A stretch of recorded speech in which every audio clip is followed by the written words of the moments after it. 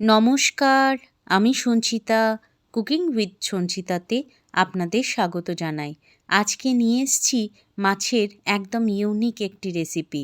এতটাই টেস্টি যে এই এক পদেই সমস্ত ভাত আপনাদের খাওয়া হয়ে যাবে। একদম সিম্পলভাবে তৈরি এই মাছের ঝোলটা খেতে একদম অসাধারণ হয়। একবার এই পদ্ধতিতে অবশ্যই ট্রাই করে দেখার অনুরোধ রইল। প্রথমেই আমি এখানে নিয়েছি 6 পিস রুই মাছ। লবণ, হলুদ আর সামান্য সর্ষের তেল দিয়ে আমি ম্যারিনেট করে রেখে দেব 10 মিনিট। আপনারা রুই মাছের বদলে কিন্তু অন্য কাতলা বা যে কোনো মাছ দিয়েই এই রেসিপিটা বানিয়ে নিতে পারেন। সবজি দিয়ে এই মাছের ঝোলটা খেতে কিন্তু সত্যিই অসাধারণ। একবার এই পদ্ধতিতে অবশ্যই ট্রাই করবেন। আজকে আমি এই মাছের ঝোলের জন্য নিয়ে নিয়েছি ঝিঙে, পটল আর আলু। আপনারা চাইলে আপনাদের পছন্দ মতো অন্য যে কোনো সবজিও এখানে অ্যাড করতে পারেন। আমি ঝিঙেটা রাফলি এরকম বড় বড় করে কাট করে নিচ্ছি। ঝিঙে একটু বড় করে না কাটলে ঝিঙেটা গলে গিয়ে মাছের ঝোলের মধ্যে একদম মিশে যাবে, ঝিঙেটা দেখা যাবে না। তাই ঝিঙেটাকে একটু বড় বড় করে কেটে নিলাম। এদিকে আমি 4টে পটল নিয়েছি। পটলের দেখুন এইরকম একটু একটু গায়ে খোসা রেখে দিয়ে তারপর আমি এরকমভাবে দুভাগ করে নিচ্ছি। খুব বেশি 4 ভাগ করে নিলে পটলগুলোও কিন্তু ভেজে নিলে একদম ছোট হয়ে যাবে। তাই এরকম দুভাগ করলে ঝোলের মধ্যে দেখতেও ভালো লাগবে আর খেতেও বেশ সুন্দর লাগবে। নিয়ে নিয়েছি 2টো আলু। খোসা ছাড়িয়ে আলুর আমি 4 ভাগ করে নেব। আপনারা চাইলে এর সাথে বেগুন আর অন্যান্য সবজি যদি অ্যাড করতে চান অ্যাড করতে পারেন। তাতে কিন্তু ঝোলটা খেতে বেশ ভালো লাগবে। গ্রীষ্মকালীন সবজি দিয়ে আজকে আমি এই ঝোলটা করেছি।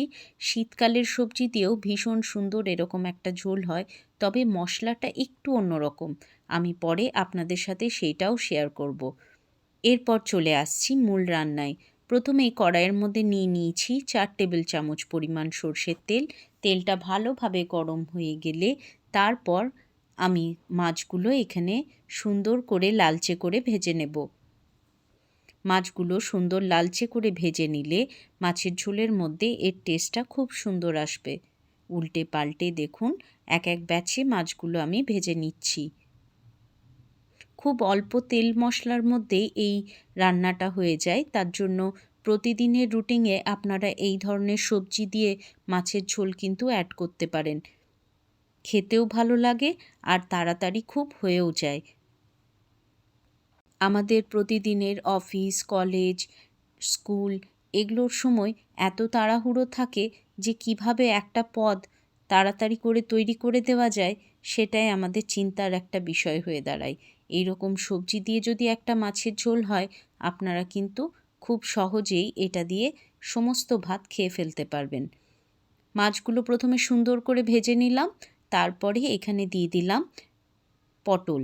পটলটাকে প্রথমেই ভেজে নেব কারণ পটলটা ভাজতে একটু সময় লাগে। পটলটা ভেজে নিচ্ছি সামান্য একটু লবণ দিয়ে। লবণ দিয়ে পটলগুলো ভেজে লাল হয়ে গেলে একটা থালার মধ্যে আমি তুলে রেখে দেব। পটলগুলো দেখুন সুন্দর করে ভাজা হয়ে গেছে। এরপর আমি তুলে নিচ্ছি। বেঁচে যাওয়া অবশিষ্ট তেলেই বাকি রান্নাটা হয়ে যাবে। আমি দিয়ে দিলাম সামান্য কালো জিরে আর দিলাম 3টে চেরা কাঁচা লঙ্কা। এর থেকে সুন্দর একটা ফ্লেভার বেরিয়ে আসবে কয়েক সেকেন্ড ভেজে নেওয়ার পর। এই কালো জিরে আর কাঁচা লঙ্কার ফ্লেভারটা এই ঝোলের মধ্যে অপূর্ব লাগবে। তাই কালো জিরে আর কাঁচা লঙ্কাটা সামান্য একটু সুগন্ধ বেরিয়ে আসা পর্যন্ত ভেজে নিতে হবে। দিয়ে দিলাম কেটে রাখা আলুগুলো। লবণ আর হলুদ দিয়ে আলুগুলো ঢাকা দিয়ে ভালোভাবে ভেজে নিতে হবে একদম লালচে হওয়া পর্যন্ত। আলুগুলো যতক্ষণে ভাজা হচ্ছে চলুন একটা মশলা আমরা তৈরি করে নিই। একদম হালকা পাতলা ঝোলের জন্য আমি এখানে গুঁড়ো মশলা কিছু নিয়ে নিচ্ছি। জিরে গুঁড়ো, ধনে গুঁড়ো, নিয়ে নিলাম সামান্য হলুদ গুঁড়ো, কাশ্মীরি লঙ্কার গুঁড়ো আর পরিমাণ মতো লবণ নিয়ে নিলাম। দিয়ে দিচ্ছি 1/2 চামচ আদা বাটা। সামান্য একটু জল দিয়ে ভালোভাবে একটা পেস্ট আমি এখানে তৈরি করে নেব। আজকের রান্নার এইটাই একটা মশলা, ব্যাস এর চেয়ে বেশি মশলা কিন্তু আমি এই মাছের ঝোলে অ্যাড করব না। অপূর্ব সুন্দর হয় এই মাছের ঝোলটা। একদম পাতলা সবজি দিয়ে মাছের ঝোল একবার অবশ্যই এইভাবে ট্রাই করে দেখবেন। এটা কিন্তু ভীষণ সুস্বাদু একটা রেসিপি। আলুটা সুন্দর করে ভাজা হয়ে গেছে। এরপর কেটে রাখা ঝিঙেগুলো আমি এখানে অ্যাড করে দিলাম। এই রকমভাবে পরপর সবজিগুলো আপনারা অ্যাড করতে থাকবেন। ঝিঙেগুলো 3 থেকে 4 মিনিট ভেজে নিচ্ছি চাপা দিয়ে। ঝিঙেগুলো খুব তাড়াতাড়ি নরম হয়ে যায়, তাই ঝিঙেগুলো আমি পরে অ্যাড করলাম। এরপর আমি দিয়ে দিলাম একটা মিডিয়াম সাইজের কুচনো টমেটো। টমেটোটাকে 1 থেকে 2 মিনিট নাড়াচাড়া করে ভেজে নেব। টমেটোটা নাড়াচাড়া করে এরপর আমি এখানে অ্যাড করে দিলাম আগের থেকে যে মশলাটা আমি তৈরি করে রেখেছিলাম।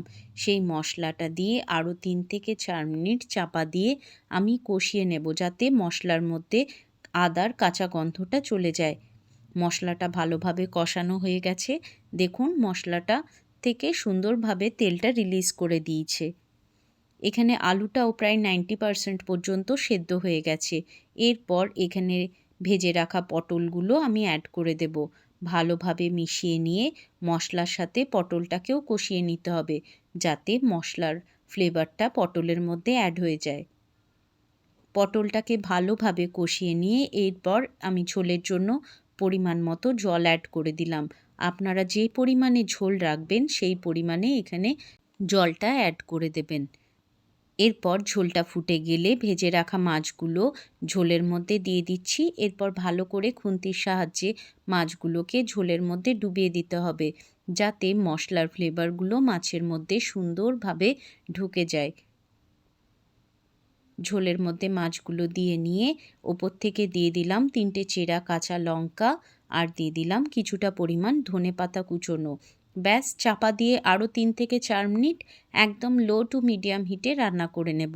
দেখুন আমাদের মাছের ঝোল একদম রেডি। সবজি দিয়ে মাছের ঝোল, ঝাল, কালিয়া অনেকেই তো খেয়েছেন। গ্রীষ্মকালীন সবজি দিয়ে একবার এই রকম পাতলা মাছের ঝোল খেয়ে দেখুন। এটা কিন্তু সত্যিই খুব সুন্দর হয় খেতে। একবার এই পদ্ধতিতে অবশ্যই ট্রাই করবেন। আর ভালো লাগলে আমাকে কমেন্টে জানাতে একদম ভুলবেন না কিন্তু। আশা করি আজকের রেসিপিটাও অন্য দিনের মতো আপনাদের ভালো লাগলো। যদি ভালো লাগে প্লিজ আমার চ্যানেলটাকে লাইক করবেন, শেয়ার করবেন এবং সাবস্ক্রাইব করে আমার বন্ধু হয়ে আমার পাশে থাকবেন। আমার নতুন বন্ধুরা বেল আইকনটা প্রেস করে অল নোটিফিকেশনটা অন করে দেবেন। তাহলে আজকের মতো এখানেই বিদায় নিচ্ছি। টাটা।